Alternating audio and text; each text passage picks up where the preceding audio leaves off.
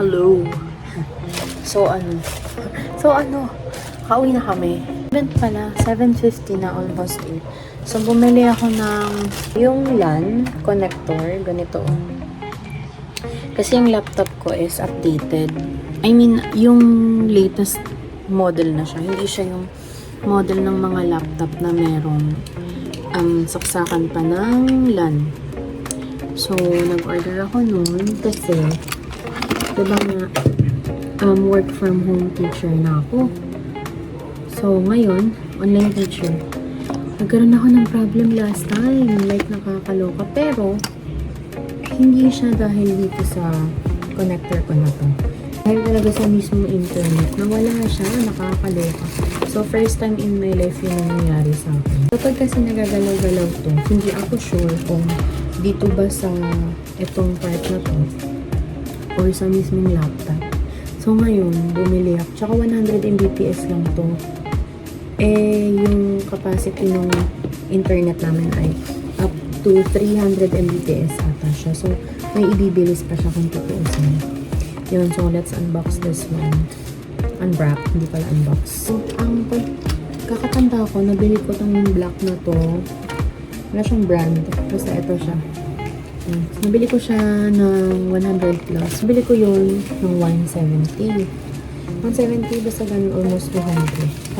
350. So, mas better yung I think. Up to 100 Mbps lang din siya. Okay lang din.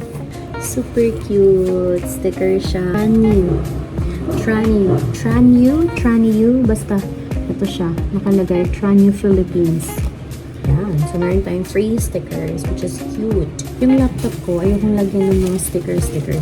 Kasi, wala rin naman yung banta-benta. Pero, ayoko kasi ng mga ganun. Cellphone yun, hindi ako naglalagay ng mga sticky, So, buksan na natin. Na-open ko na pala siya. So, ito na siya. Tadaan! Maganda yung packaging niya. Tapos, parang mas maganda yung quality nito. Kasi medyo mas mahal. So, we'll see kung hindi na ba tayo magkaka-problem during classes. This is way better. Mas maganda siya. For me, dito yung internet or yung LAN, or yung Ethernet, basta yun. Tapos dito merong 3 USB port. So, pwede ko pa rin magamit yung port ko. Well, mas marami na akong port ngayon. Sa Type-C ko siya isasaksak. So, itong hindi ko napansin. Oh my gosh, sana gumana. Hindi ko kasi sure kung gagana itong Type-C. Alam lang yung laptop ko nung nabili. Why? It's working. So, sinaksak ko na siya sa laptop. Saksak ko yung internet. And then, we'll see kung kinakabahan ako baka di gumana. Siyempre, no? Mahal-mahal. Tapos, di gagana. Hello. So, ito na yung continuation nung sa binili kong cable, internet cable. So, papakita ko sa inyo na nag-work na siya. I did it. Charis. So, hindi lang ako sure kung okay na okay siya. Pero, papakita ko sa inyo yung laptop kung nag-work pa siya. Wait lang. So, ayan na siya. As you can see, nakasaksak na siya dito. Meron na siyang logo dyan. So, it's totally working.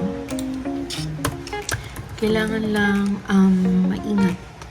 And, ayan. So, connected na siya, guys. Meron na siyang logo dyan. Ayan, pangalan ng Wi-Fi. Try ko siyang i-speed test. 100 Mbps lang talaga siya, which is okay lang naman. So, ayun, hindi pa ako naliligo. Ayun lang. Ciao.